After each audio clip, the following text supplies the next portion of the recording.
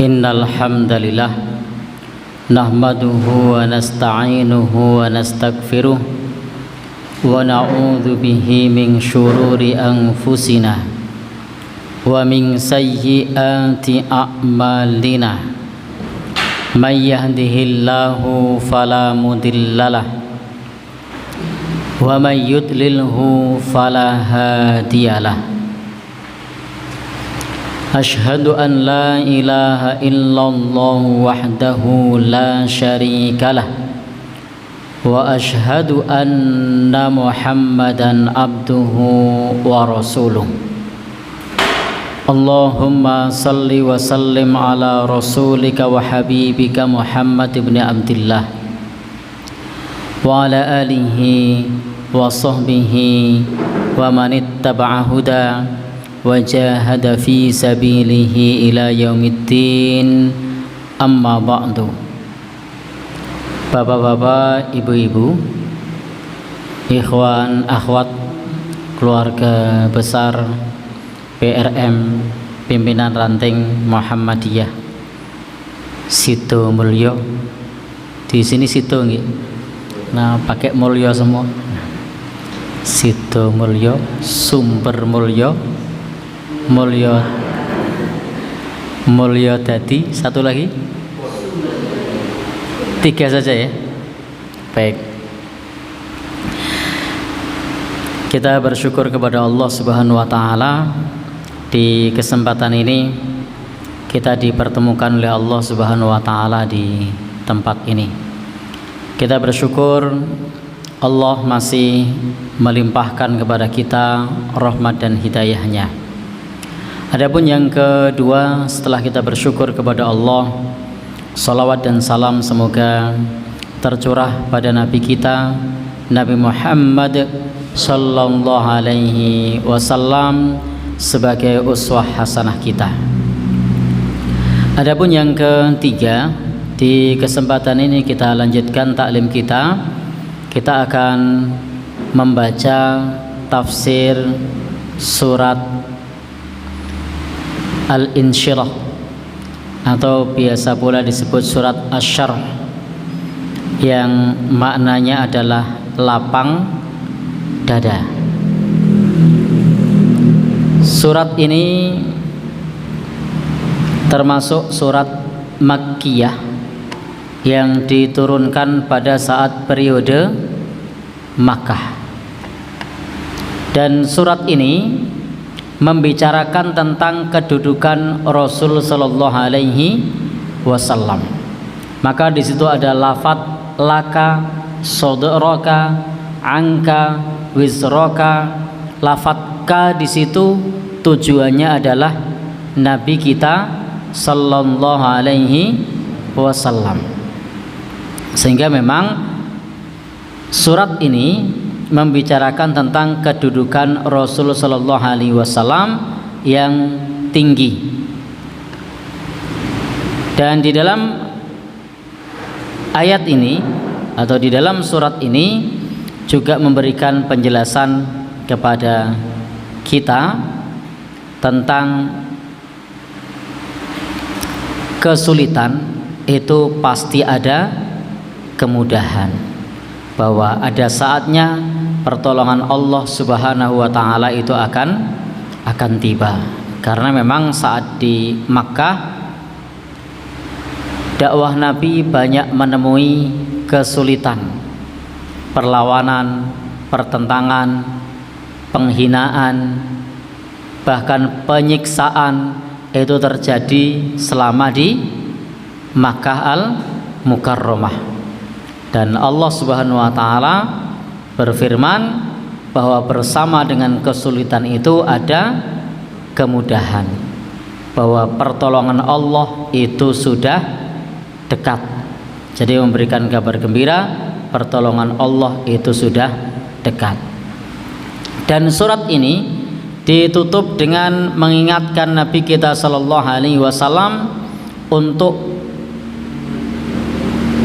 terus beraktivitas. Fa idza faragta fansab, kalau sudah selesai maka bekerja keraslah. wa ila rabbika farghab, dan kepada Rabbnya, kepada Allah Subhanahu wa taala hendaknya berharap. Baik, ini secara garis besar isi dari surat Al-Insyirah. Sekarang kita baca tafsirnya. Alam nashrah laka sadrak, bukankah kami telah melapangkan bagimu dadamu. Ayat ini menggunakan lafadz alam, bukankah, tetapi maknanya sesungguhnya adalah ai qad syarahna laka. Jadi makna bukankah di sini sebenarnya maknanya adalah qad, maknanya telah. Jadi ada kata kerja yang disembunyikan. Apa itu? Qad, sungguh telah. Maka pensyarah kitab ini menjelaskan qad syarahna laka sadraka, sungguh telah kami lapangkan bagimu dadamu ya Muhammad, wahai Nabi kita Muhammad sallallahu alaihi wasallam. Sehingga meskipun di sini menggunakan lafadz pertanyaan, tetapi maknanya adalah sungguh telah, bahwasanya itu telah terjadi. Allah telah melapangkan dada Nabi kita sallallahu alaihi wasallam. Dilapangkan dengan apa? Bil huda, dengan hidayah, dengan petunjuk. Maka Nabi kita sallallahu alaihi wasallam di dalam berbagai aktivitas itu semua atas petunjuk dari Allah Subhanahu wa taala. Maka Allah lapangkan dada Nabi kita sallallahu alaihi wasallam dengan petunjuk, dengan hidayah. Wal iman, Allah lapangkan dengan keimanan. Wa nurul Quran, wa nuril Quran, dan juga dengan cahaya Al-Qur'an. Sebagaimana Allah Subhanahu wa taala berfirman, "Faman yuridillah ayyahdiyahu yashrah sadrahu lil Islam." Maka barang siapa yang Allah kehendaki mendapatkan hidayah, maka Allah akan lapangkan dadanya untuk Islam. Jadi barang siapa yang Allah kehendaki mendapatkan hidayah, maka akan Allah lapangkan dadanya untuk Islam. Maka Nabi Shallallahu Alaihi Wasallam dilapangkan dadanya untuk hidayah, untuk keimanan, untuk cahaya Al-Quran. Sebagaimana Imam Ibnu Katsir pernah berkata, qala Ibnu Katsir, Imam Ibnu Katsir pernah berkata, maknanya adalah bahwasanya kami telah menjadikan kepada Nabi Shallallahu Alaihi Wasallam memiliki dada yang wasi'an, yang lapang. Wa kama syarahallahu sadrahu, sebagaimana Allah Subhanahu wa taala telah melapangkan dadanya, maka demikian pula Allah Subhanahu wa taala menjadikan syariatnya ini syariat yang mudah, syariat yang fasih, syariat yang toleran, syariat yang la haraja fihi, syariat yang tiada kesulitan di dalamnya. Maka ini yang dimaksud sebagai Allah melapangkan dada Nabi kita sallallahu alaihi wasallam. Maka Allah jadikan bahwasanya syariat ini sebagai syariat yang fasih, syariat yang toleran, syariat yang mudah, yang tidak ada kesulitan. Sehingga dada Nabi sallallahu alaihi wasallam itu lapang dengan cahayanya, dengan hikmahnya, maksudnya kebijaksanaan, dengan wahyu Allah Subhanahu wa taala. Yakni sebagaimana pernyataan jumhur ulama, syaqqa Jibril, bahwasanya Jibril telah membelah. Siapa yang dibelah? Dada Nabi kita sallallahu alaihi wasallam. Kapan? Fi sigharihi, pada saat Nabi sallallahu alaihi wasallam masih kecil, sebagaimana wahwa marwiyun an Ibni Abbas, sebagaimana ini diriwayatkan dari sahabat Ibnu Abbas. Jadi dada Nabi dilapangkan oleh Allah, dan saat itu dilapangkan dengan dibelah oleh malaikat Jibril. Kemudian disucikan, dibersihkan sehingga hatinya menjadi lapang untuk bisa menerima hidayah, menerima keimanan, menerima Al-Quran, dan menyampaikan syariat agama ini meskipun penuh dengan liku, penuh dengan aral melintang, penuh dengan duri, tetapi beliau bisa menyampaikan dengan fasih, beliau bisa menyampaikan dengan toleran, beliau bisa menyampaikan dengan mudah, dan beliau bisa menepis semua kesulitan, sehingga beliau mendapatkan cahaya dari Al-Quran dan hikmah kebijaksanaan. Bapak Ibu yang berbahagia, yang dirahmati Allah Subhanahu wa taala, dan ini pula hendaknya orang yang beriman itu ketika hidayah datang hendaknya kita lapang dada. Ketika nasihat datang hendaknya kita lapang dada. Ketika perintah Allah datang hendaknya kita lapang dada. Karena ada kalanya kita sulit untuk berlapang dada. Maka lapang dada ini maknanya adalah bagi kita adalah untuk menerima hukum Allah Subhanahu wa taala. Jadi bagi kita lapang dada di sini adalah untuk menerima hukum Allah Subhanahu wa taala. Hendaknya kita juga lapang dada untuk menerima hukum Allah. Hukum Allah ini adalah ada yang pertama adalah hukum syar'i, yakni hukum agama. Yang kedua adalah hukum Allah yang qadari, yakni segala ujian, segala musibah yang menimpa kita. Maka ketika ada perintah Allah hendaknya kita terima dengan lapang dada.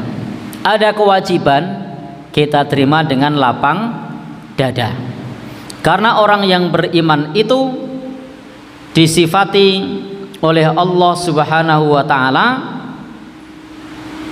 adalah ketika ada perintah dari Allah maka perintah tersebut disambut dengan segera. Berbeda dengan orang yang dadanya sempit, sebagaimana orang-orang munafik yang dijelaskan di dalam Al-Quran itu sulit berlapang dada. Wa idza qamu ilas shalah qamu kusalah. Ketika berdiri untuk sholat itu rasanya berat. Jadi orang-orang munafik itu kalau berdiri untuk sholat rasanya berat, sehingga nafsunya selalu memerintahkan kepada keburukan, tidak pernah merasa lapang untuk menerima perintah-perintah Allah, tidak merasa lapang untuk menjauhi larangan-larangan Allah Subhanahu wa ta'ala. Sehingga ketika diminta meninggalkan larangan Allah itu rasanya berat sekali, dadanya menjadi sempit, menjadi sesak. Ketika diingatkan untuk berbuat baik, ketika diingatkan untuk meninggalkan maksiat, yang terjadi adalah dadanya sempit. Maka kita bisa meneladani sebagaimana Nabi Shallallahu Alaihi Wasallam lapangkan dada sehingga mudah bagi kita untuk menjalankan perintah dan menjauhi larangan Allah Subhanahu wa ta'ala. Sebagian orang ada yang sangat ringan sholat sehingga senantiasa merindukannya dan menunggu waktu sholat. Tetapi sebagian yang lainnya sholat itu terasa berat karena hatinya belum lapang. Kalau orang yang hatinya sudah lapang, maka begitu kumandang adzan itu enteng saja untuk menuju ke tempat wudhu, kemudian menjalankan ibadah sholat. Tetapi bagi yang hatinya belum lapang, itu untuk menuju ke tempat wudhu itu harus banyak drama. Apa dramanya? Ditunda-tunda. Kalau tidak ditunda-tunda, apalagi? Ya, dikandani ada saja ya jawabannya. Selalu menemukan ide untuk membenarkan tindakannya. Maka di dalam syariat itu ada rasa berat bagi jiwa, seperti menjauhi hal-hal yang diharamkan itu rasanya berat. Orang yang sudah biasa minum khamr untuk meninggalkannya itu berat, sulit untuk berlapang dada. Sehingga larangan Allah Subhanahu wa taala itu ketika sudah menjadi hobinya, maka dada akan menjadi sempit kalau diminta untuk meninggalkan larangan. Kita berbicara yang ada di sekitar kita saja. Orang yang sudah biasa merokok itu kalau diminta meninggalkan rokok, Masya Allah, pangele ora jamak, berat sekali karena belum lapang dada. Tapi kalau sudah lapang dada begitu ya enteng saja.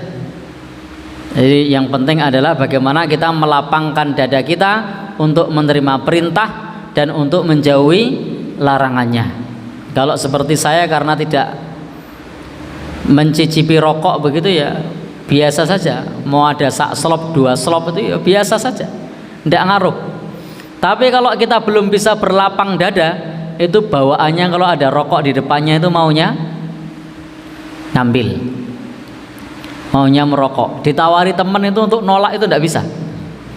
Merokok mas, mau bilang boten itu tidak bisa. Apa bilangnya? Ya, matur nuwun, matur nuwun. Kenapa? Ya tadi berat bagi jiwa, berat bagi jiwa untuk menjauhi hal-hal yang semacam itu.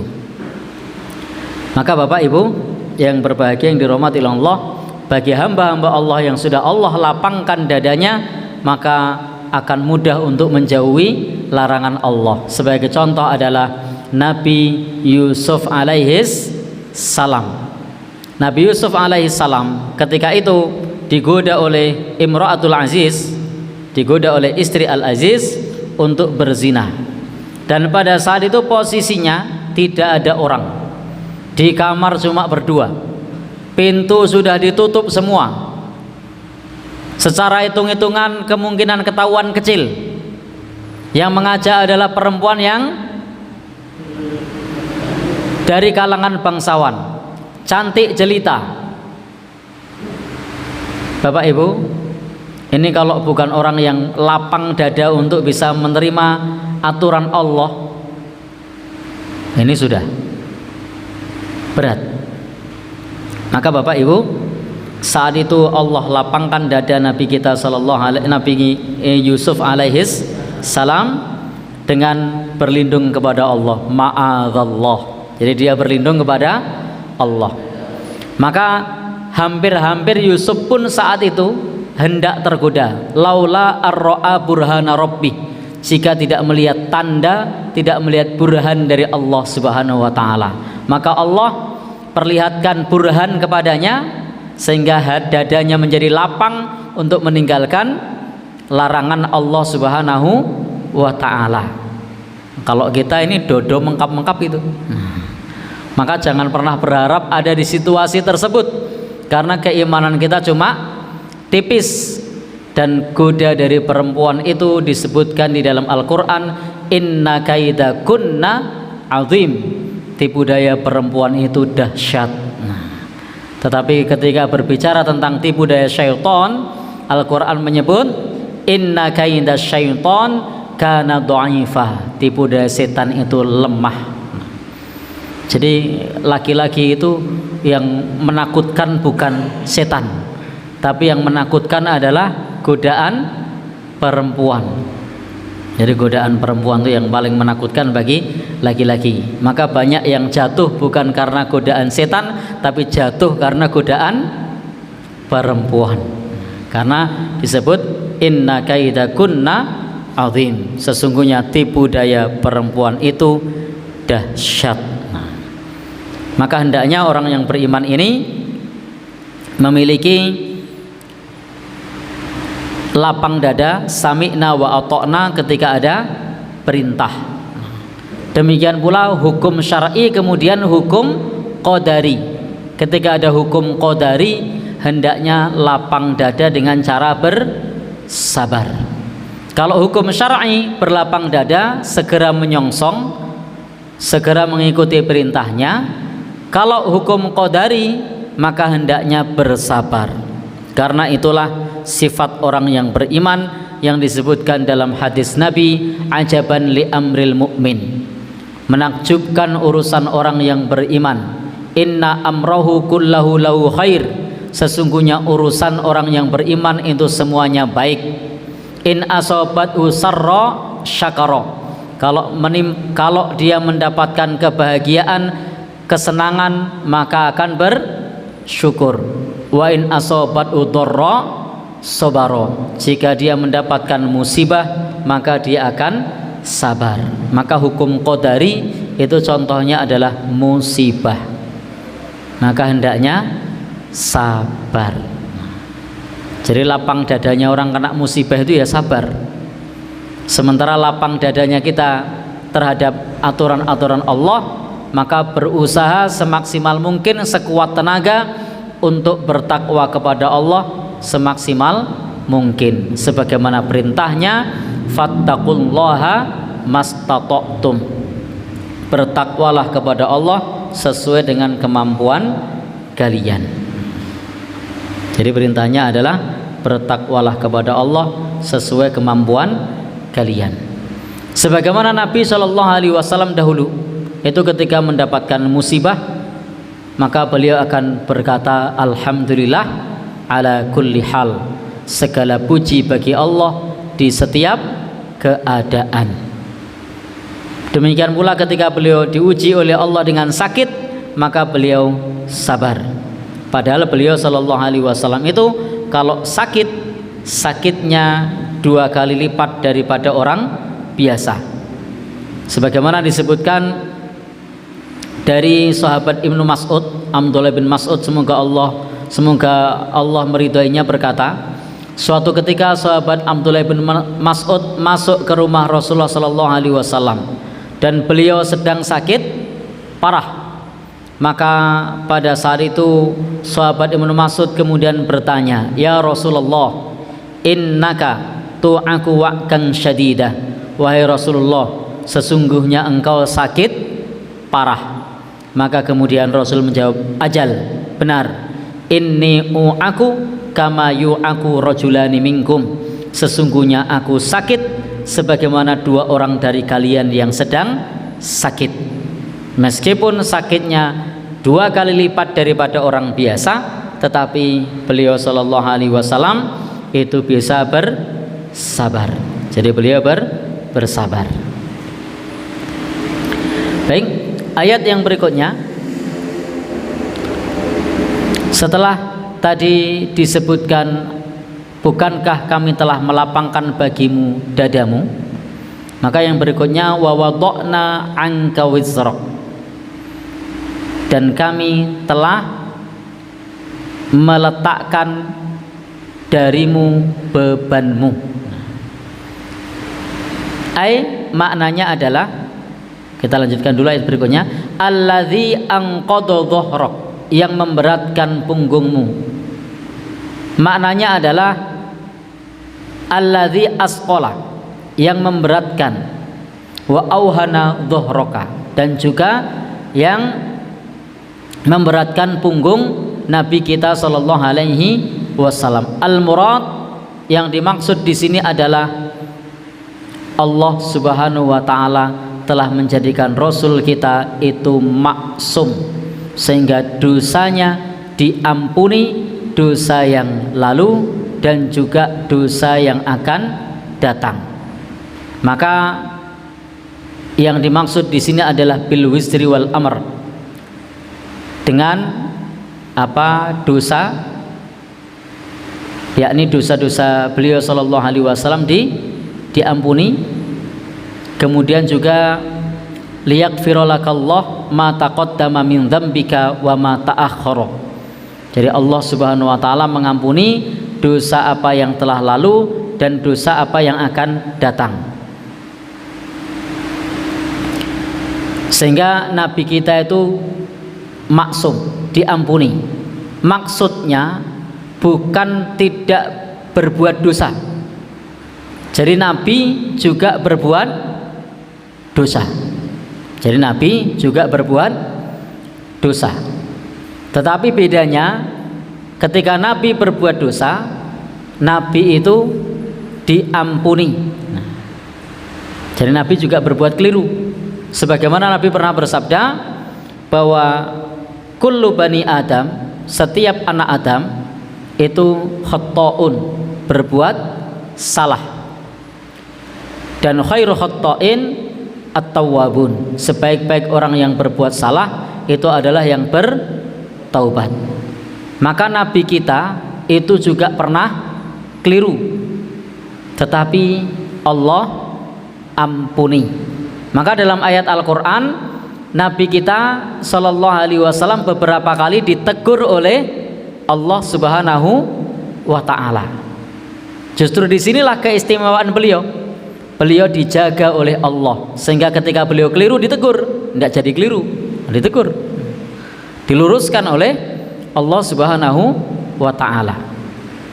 Yang paling populer misalnya abasa wa tawalla, ketika beliau bermuka masam.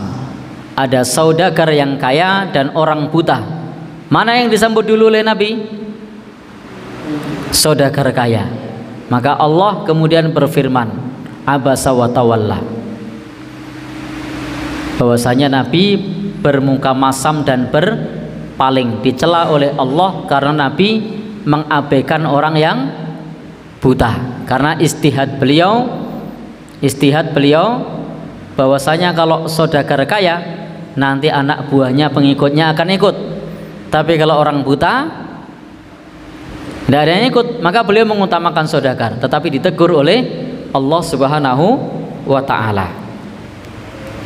Dan juga di ayat-ayat yang lain, ketika Nabi Shallallahu Alaihi Wasallam pernah melaknat Khalid ibn al-Walid, Khalid bin Walid, maka pada saat itu ketika melaknat Khalid bin Walid, Allah tegur, laisa laka minal amri syai', bukan urusanmu wahai Muhammad, mereka akan bertobat, au yu'adzibahum, atau Allah akan menyiksa mereka.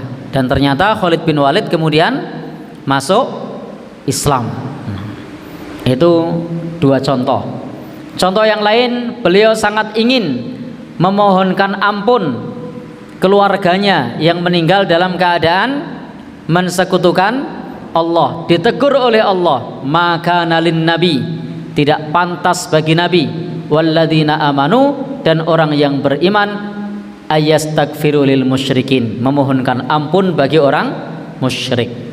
Sehingga Nabi Shallallahu Alaihi Wasallam itu diampuni dosa yang lalu dan dosa yang akan datang.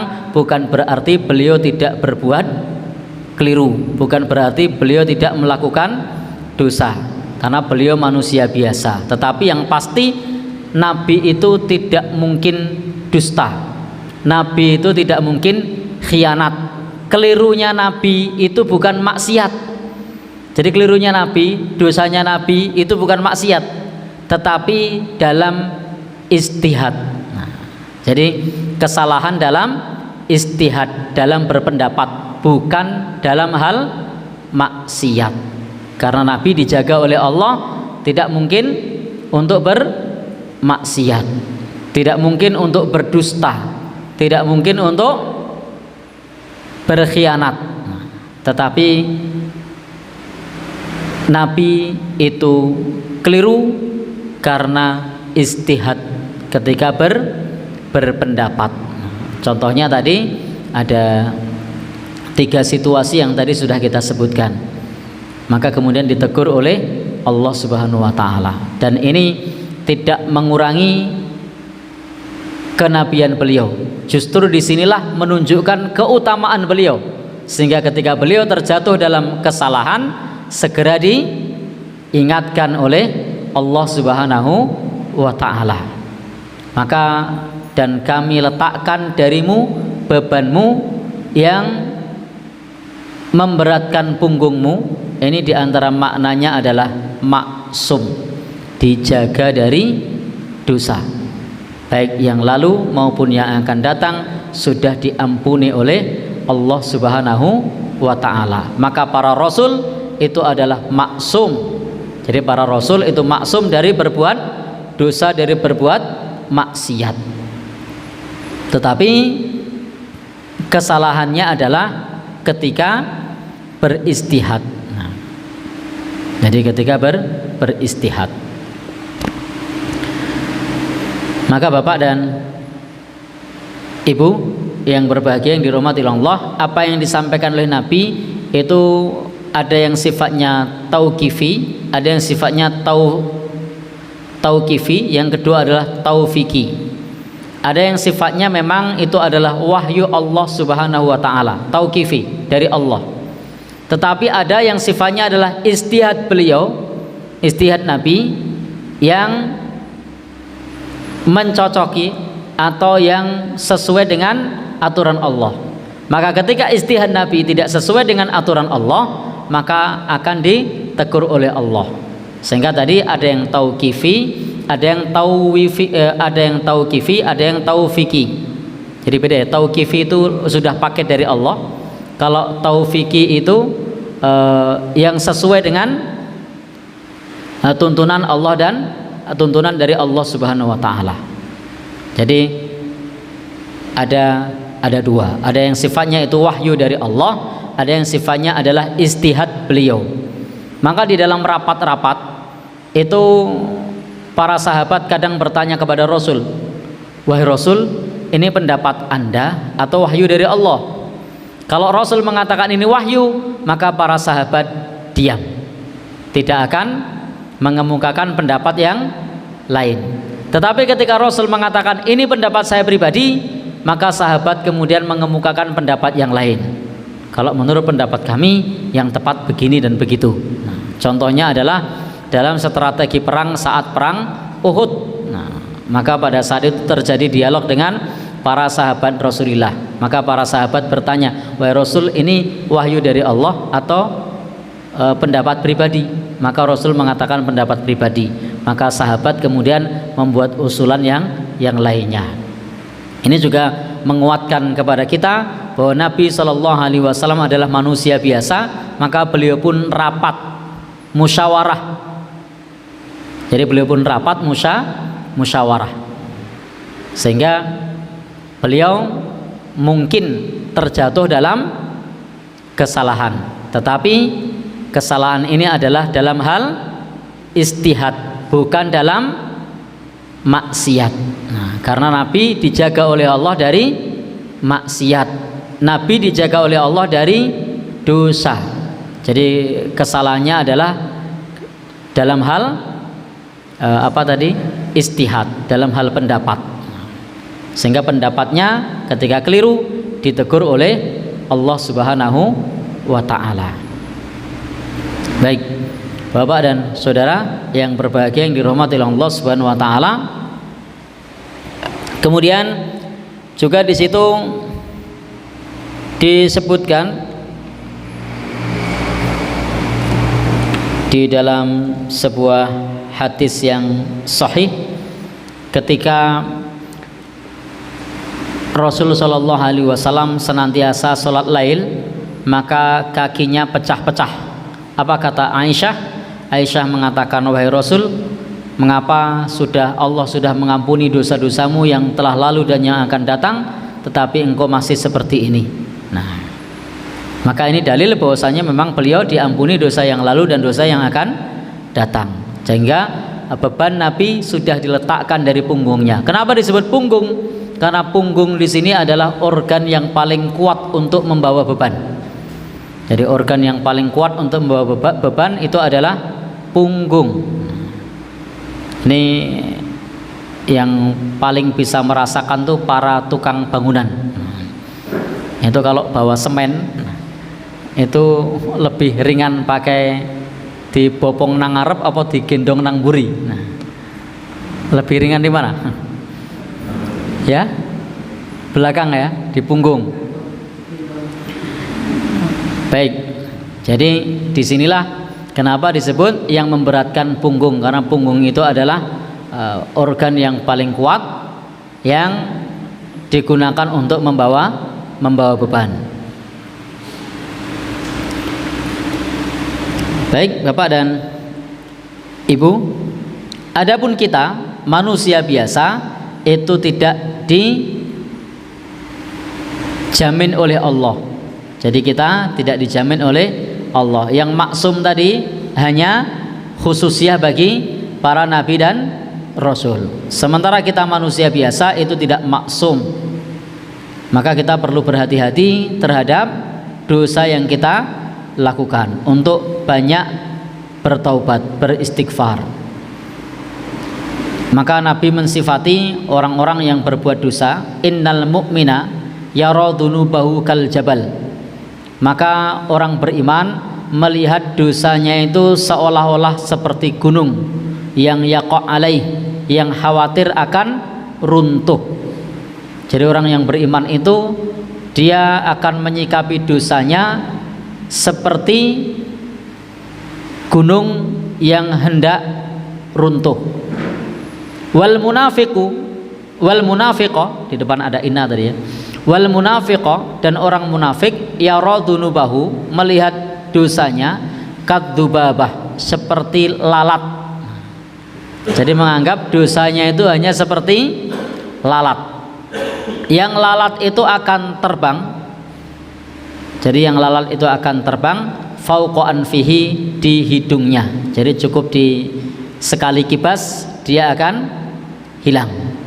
Itu adalah pola pikir orang-orang munafik. Maka kita tidak boleh menganggap ringan dosa. Maka sikapilah dosa itu sebagaimana yang disebutkan oleh Nabi, selayaknya orang yang beriman khawatir dan takut terhadap dosa sebagaimana takutnya keruntuhan gunung.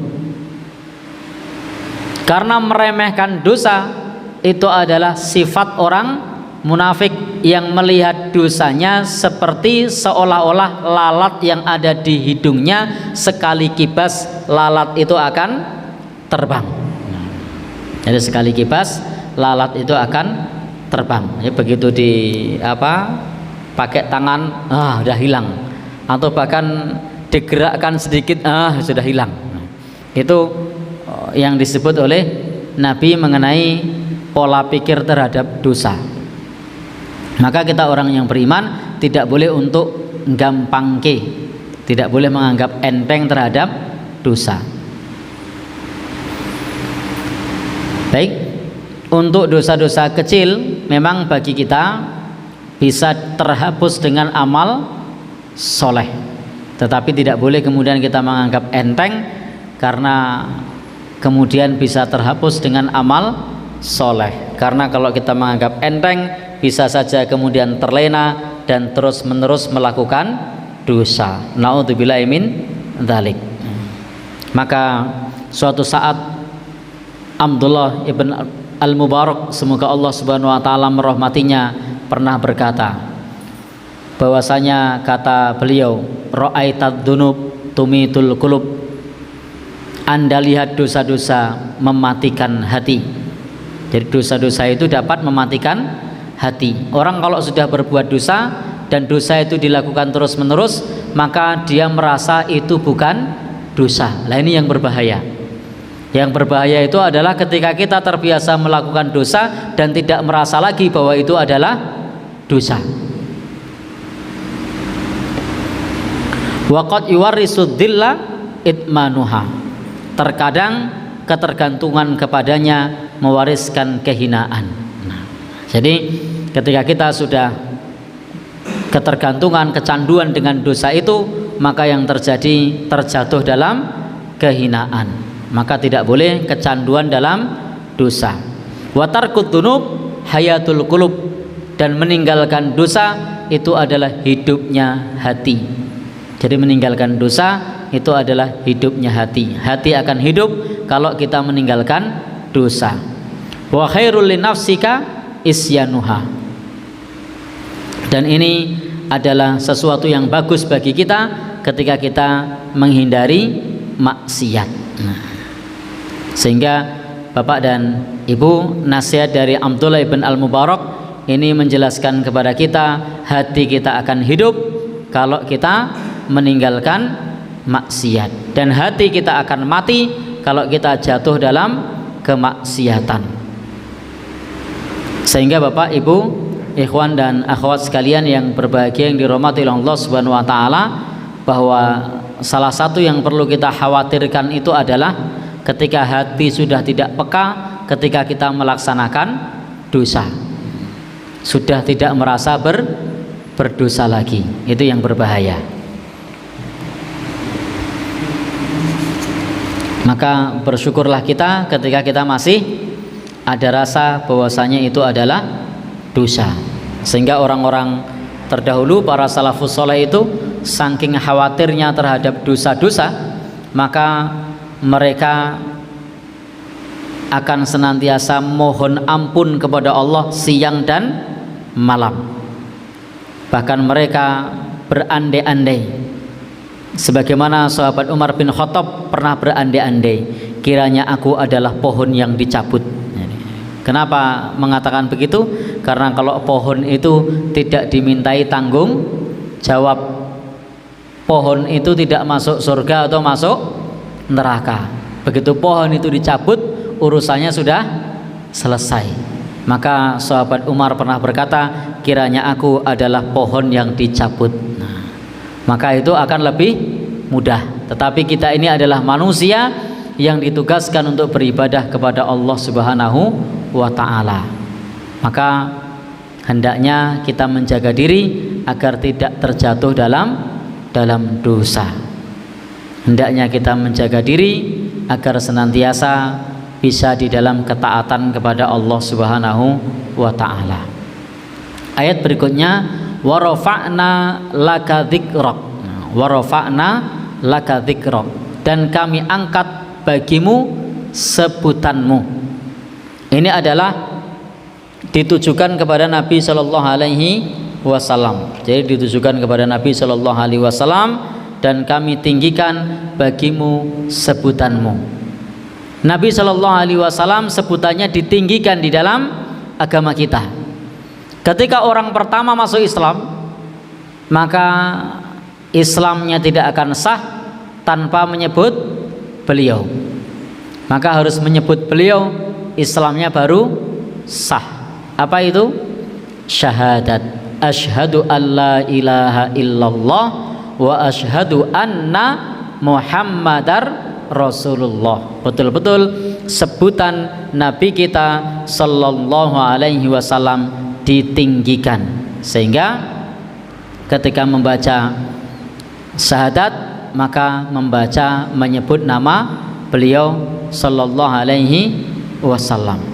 Maka namanya, nama Nabi senantiasa terkait dengan nama Allah Subhanahu wa ta'ala. Orang sering menyebut Allah dan Rasulnya. Orang sering mendampingkan nama Nabi kita sallallahu alaihi wasallam kepada Allah Subhanahu wa ta'ala sebagai utusan Allah, sebagai Rasul Allah. Jadi diidhofahkan kepada Allah Subhanahu wa ta'ala. Sehingga memang di sini betul-betul sebutan Nabi kita sallallahu alaihi wasallam itu ditinggikan.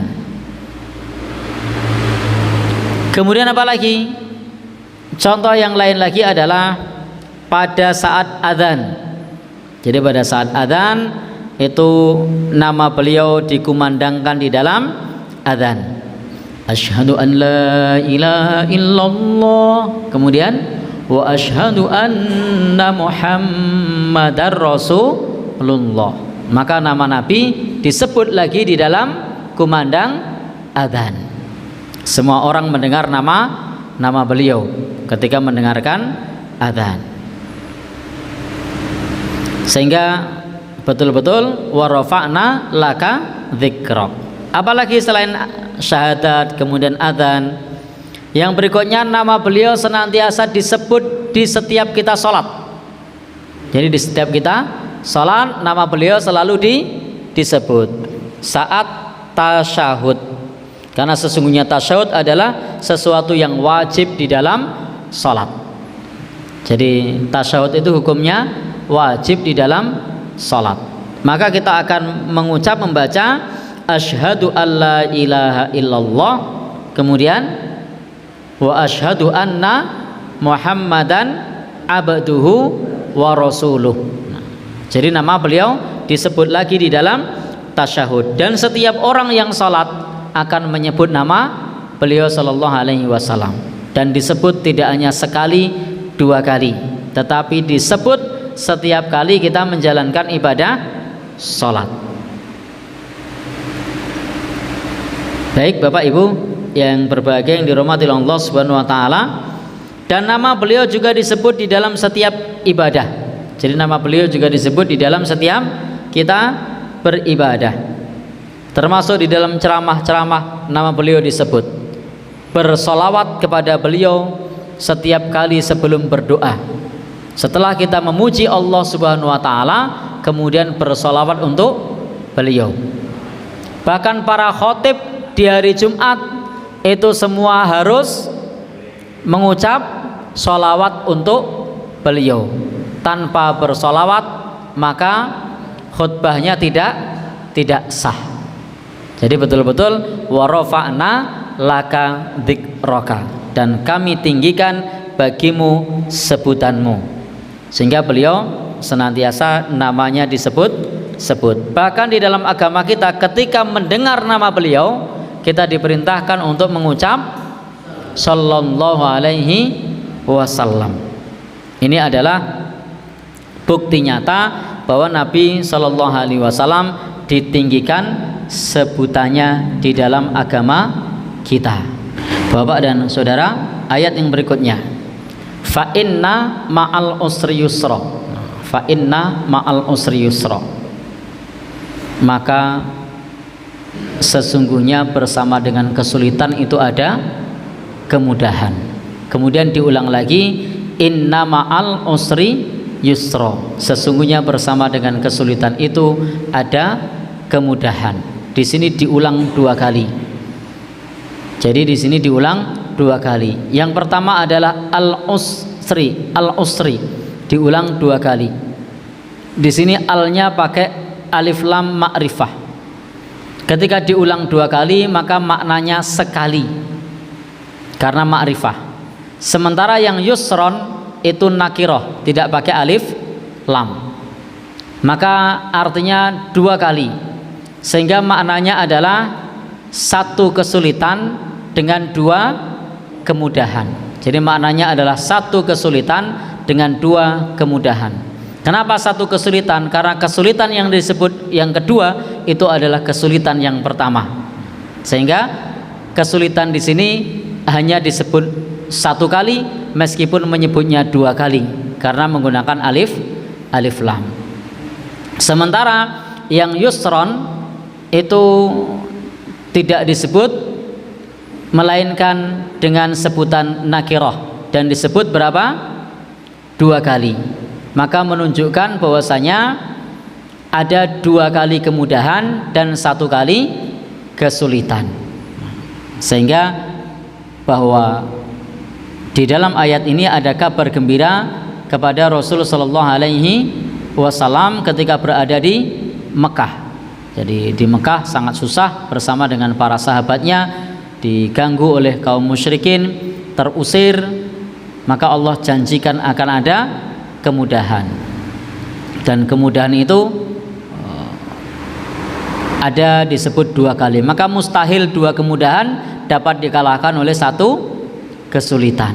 Jadi maka mustahil dua kemudahan dikalahkan oleh satu kesulitan.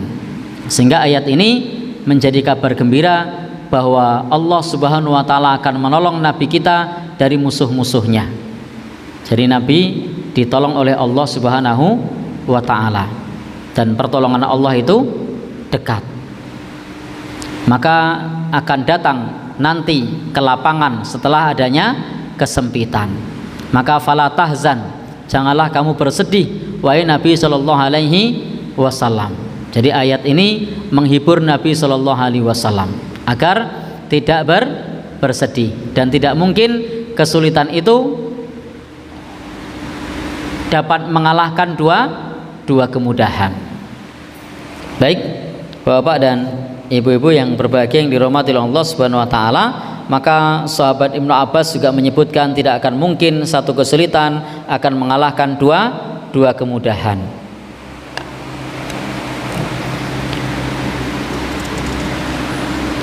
Maka arah dari ayat ini sebagaimana yang ada di dalam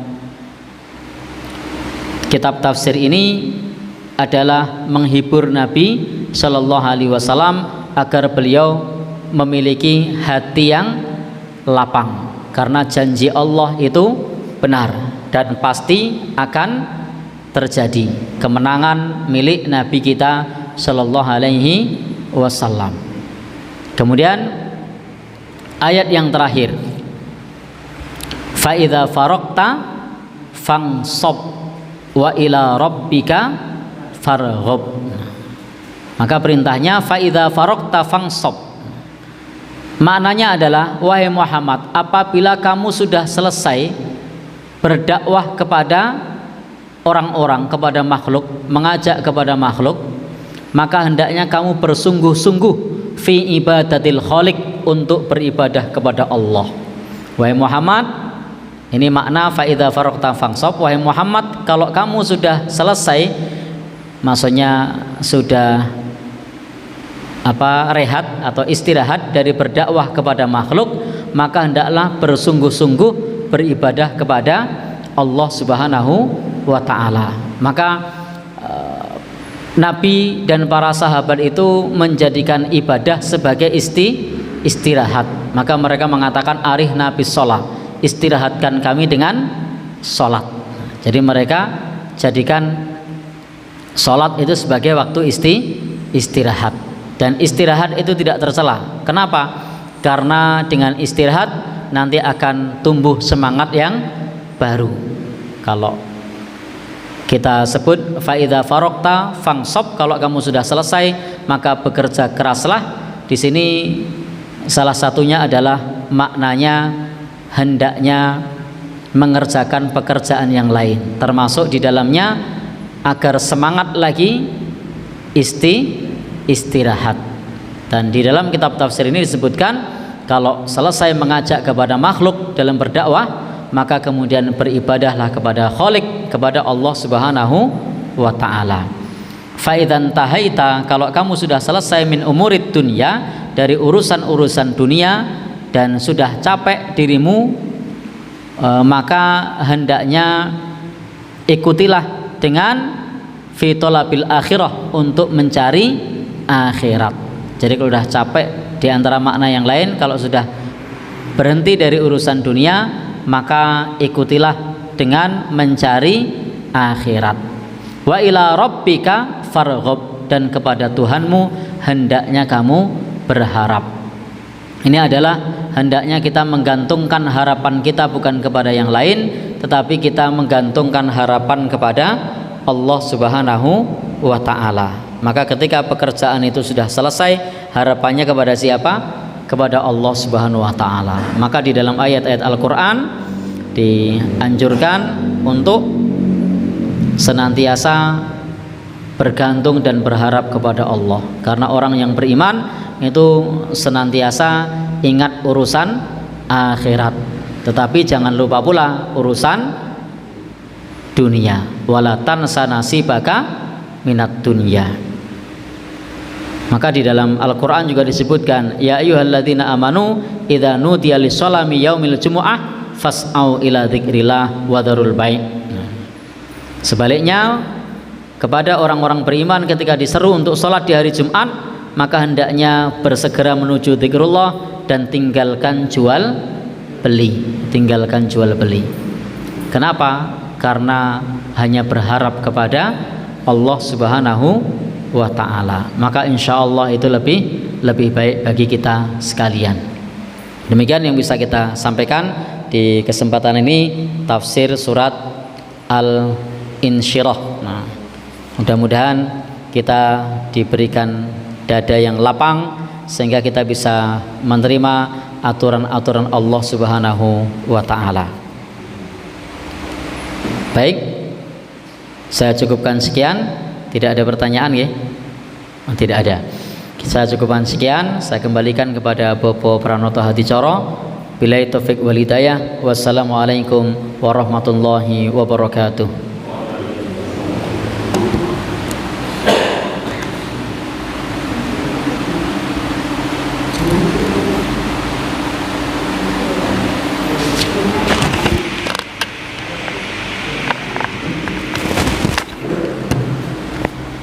Terima kasih diaturkan kepada Ustadz yang telah menyampaikan kajian pada malam hari ini. Kita membahas surat Al-Insyirah. Terasa sangat menyentuh sekali betapa Allah menghargai dan meninggikan nama Nabi Muhammad SAW, menyertai bersama nama beliau. Saat menyebutnya, di saat azan, di saat sebutan yang lain, itu begitu luar biasa. Dan itu mungkin nanti kalau dikaji dengan waktu doa-doa di dalam sholat ya tadi ya mungkin lebih menyentuh lagi ya tadi, itu ada bagaimana dialognya itu luar biasa. Bapak Ibu rahimakumullah, begitulah, dan sudah selayaknya kita selalu menyanjungkan dua kata itu, nama Allah dan nama Nabi Muhammad SAW, bagian daripada pengetahuan yang terus kita amalkan sehingga menjadi sebuah kalimah yang mendatangkan pahala. Baik Bapak Ibu rahimakumullah, pada malam hari ini dan kita akan teruskan pada kajian berikutnya.